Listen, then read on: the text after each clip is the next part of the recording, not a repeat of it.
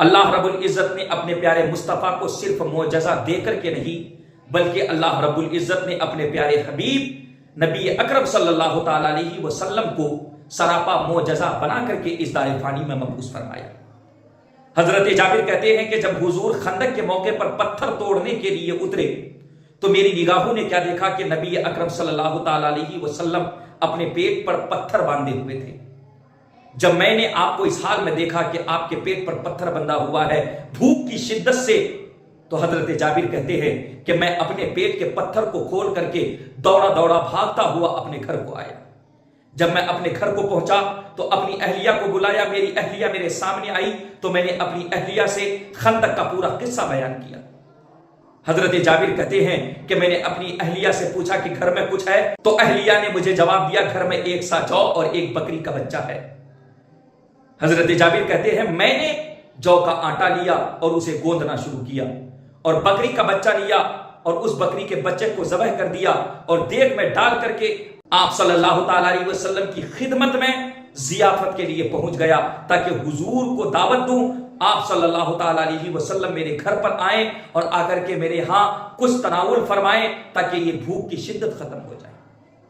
حضرت جابر کہتے ہیں کہ میری اہلیہ نے مجھے جانے سے پہلے بتایا، کہا کہ نبی اکرم صلی اللہ تعالی علیہ وسلم سے تمام صورتحال بیان کر دینا کہ 1 سا جو ہے اور اس کی روٹی بنے گی اور 1 بکری کا بچہ ہے جس کا گوشت پکانا ہے اور اسی کی دعوت ہے۔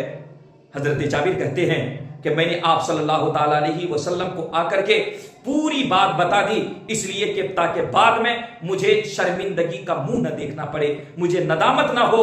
میں نے آہستہ آہستہ تمام قصہ تمام صورتحال حضور کو بتا دیا۔ آپ صلی اللہ تعالی علیہ وسلم نے حضرت جابر کی بات سنی۔ حضرت جابر کی بات سننے کے بعد آپ صلی اللہ تعالی علیہ وسلم نے تمام خندق میں رہنے والے تمام صحابہ کرام جس میں مہاجر بھی ہیں، انصار بھی ہیں، متعلقین بھی ہیں، تمام کو بلند آواز سے بلایا اور فرمایا آج ہمارے جابر کے ہاں تمہاری ضیافت ہے، آج ہمارے جابر نے تمہاری ضیافت کی ہے، آج تمہیں اپنے گھر میں کچھ کھانے کے لیے دعوت کے طور پر بلایا ہے، تو پھر دیر کس بات کی، سب چلے آؤ، کھانا کافی ہے۔ اللہ اکبر، وہ مصطفیٰ کی ذات گرامی ہے، اپنے طرف سے جب تمام صحابہ کرام کو دعوت دے دی اور تمام صحابہ کرام سے کہا کہ چلے آؤ اور آج جابر کے ہاں تم لوگوں کی دعوت ہے، تو تمام صحابہ کرام چل پڑے۔ آپ صلی اللہ تعالی علیہ وسلم نے مجھے فرمایا کہ اے جابر، ایک بات یاد رکھنا کہ اپنی اہلیہ کو کہہ دینا جب تک میں نہ آ جاؤں دیگ سے کوئی بھی چیز نہ اتارے، دیگ کو چولہے کے اوپر سے نہ اتارے اور روٹی نہ پکائے۔ میں نے مہمانوں کے پہنچنے سے پہلے یہ ساری بات اور سارا ماجرا، سارا قصہ اپنی اہلیہ کو سمجھا دیا۔ حضور نے تو سب کو دعوت دے دی ہے۔ اپنی بیوی سے حضرت جابر نے کہا کہ نبی اکرم صلی اللہ تعالی علیہ وسلم نے تمام کو دعوت دے دی ہے، مہاجر بھی آ رہے ہیں، انصار بھی آ رہے ہیں اور تمام متعلقین بھی آ رہے ہیں، صحابہ کرام کی ایک بڑی جماعت آ رہی ہے۔ تو حضرت جابر کی بیوی نے کیا ہی خوب انداز میں جواب دیا۔ حضرت جابر کی بیوی کہتی ہے اے جابر، اگر حضور نے دعوت دی ہے تو پھر ڈرنے کی کوئی بات نہیں، خوف کی کوئی بات نہیں، گھبرانے کی کوئی بات نہیں۔ جب حضور پاک صلی اللہ تعالی علیہ وسلم تمام لوگوں کو لے کر کے حضرت جابر کے گھر پر پہنچے تو آپ صلی اللہ تعالی علیہ وسلم نے فرمایا تمام صحابہ سے کہ گروہ در گروہ چلے آؤ، اور مجھے حکم دیا کہ آٹا لے آؤ۔ میں آٹا لے کر کے آیا تو کیا دیکھا کہ آپ صلی اللہ تعالی علیہ وسلم نے اس میں لعاب دہن ڈال دیا اور خدا تعالی سے خیر و برکت کی دعا مانگی۔ پھر حکم دیا کہ روٹی پکانے والوں کو دے دیا جائے آٹا کہ وہ روٹی پکانا شروع کر دے۔ جب روٹی پکانے لگے تو میں نے تنور سے روٹیاں اور دیگ سے گوشت لوگوں کو کھلاتا رہا، تمام لوگ کھاتے رہے، صحابہ کرام کی جماعت آ رہی ہے اور کھا کر کے جا رہی ہے، سب کے سب شکم شیر ہو گئے اور چلے گئے، مگر ابھی تک میں نے دیکھا کہ نہ تنور سے روٹی کم ہوئی ہے، نہ دیگ سے گوشت کم ہوا ہے، بلکہ میری نگاہوں نے دیکھا کہ پہلے سے زیادہ روٹیوں میں بھی برکتیں ہیں اور گوشت میں بھی برکتیں ہیں۔ اسی حضرت جابر بن عبداللہ کی ایک روایت ملتی ہے۔ حضرت جابر بن عبداللہ کہتے ہیں کہ حضور پاک صلی اللہ تعالی علیہ وسلم کی یہ عادت تھی کہ اگر کوئی دعوت پکاتا، کوئی دعوت آپ صلی اللہ تعالی علیہ وسلم کی بارگاہ میں پیش کرتا تو آپ صلی اللہ تعالی علیہ وسلم رد نہ فرماتے، دعوت سے منع نہیں کرتے۔ اس لیے تو کہتے ہیں دعوت قبول کرنا سنت مصطفیٰ ہے۔ ایک دن آپ صلی اللہ تعالی علیہ وسلم کو جابر نے دعوت دی تو آپ صلی اللہ تعالی علیہ وسلم نے فرمایا کہ فلاں دن آنا۔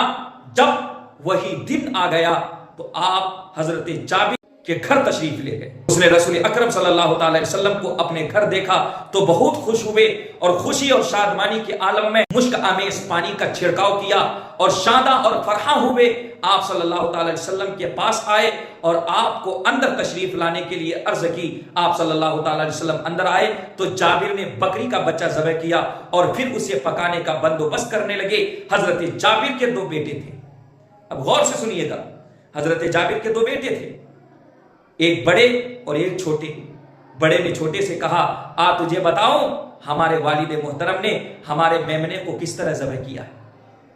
اس نے چھوٹے کو زمین پر لٹایا، یعنی بڑے نے چھوٹے کو زمین پر لٹایا اور لٹا کر کے اس کے گلے پر چھری چلا دی۔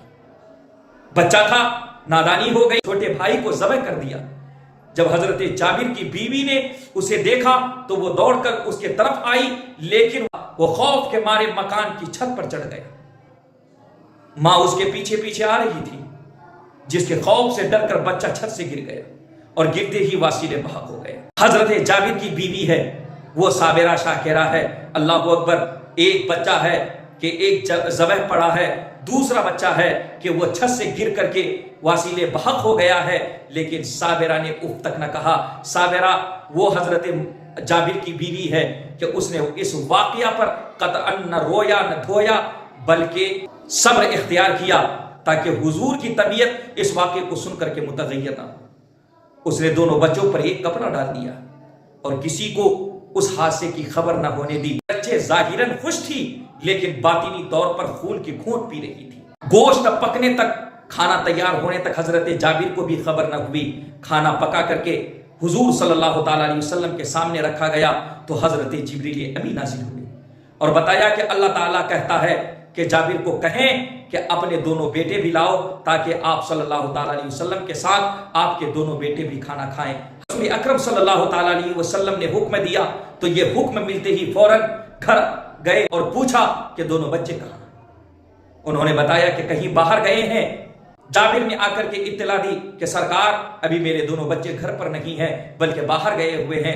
حضور پاک صلی اللہ تعالی علیہ وسلم نے فرمایا کہ اللہ تعالیٰ کا حکم ہے کہ ان کے ساتھ کھانا کھایا جائے۔ جب دوبارہ پوچھا گیا تو وہ صابرہ اپنے بچوں کے لاشوں سے کپڑے اٹھا کر کے جب سارا قصہ سنایا، دونوں روتے روتے، یعنی حضرت جابر اور ان کی اہلیہ روتے ہوئے حضور کے قدموں میں گر گئے۔ سارے گھر میں کوہرام مچ گیا۔ اتنے میں حضرت جبریل امین حاضر ہوئے اور نبی پاک صلی اللہ تعالی علیہ وسلم کی بارگاہ میں آ کر کے کہنے لگے پیارے مصطفیٰ آپ ان کے لاشوں پر کھڑے ہو کر کے دعا فرمائیں، زندگی دینے والا اللہ ہے۔ حضور پاک صلی اللہ تعالی علیہ وسلم نے آ کر کے ان بچوں پر دعا فرمائی۔ ادھر مصطفیٰ کریم صلی اللہ تعالی علیہ وسلم کا دست مبارک رب کی بارگاہ میں ان بچوں کے لیے اٹھنا تھا کہ ادھر پروردگار عالم نے ان بچوں کو زندہ فرما دیا۔ اللہ کا حکم ہوا کہ یہ دونوں بچے صحیح سلامت زندہ ہو گئے۔ یہ مصطفیٰ کریم صلی اللہ تعالی علیہ وسلم کو پروردگار عالم نے اختیار عطا فرمایا۔ اللہ رب العزت نے وہ اختیار کلی عطا فرمایا کہ حضور نے دعا کی، اللہ رب العزت نے ان دونوں بچوں کو، حضرت جابر کے دونوں بچوں کو زندگی عطا فرمائی۔ اس لیے تو کہتے ہیں کہ سورج الٹے پاؤں پلٹے، چاند اشارے سے ہو چاک، اندھے نزدی دیکھ لے قدرت رسول اللہ کی۔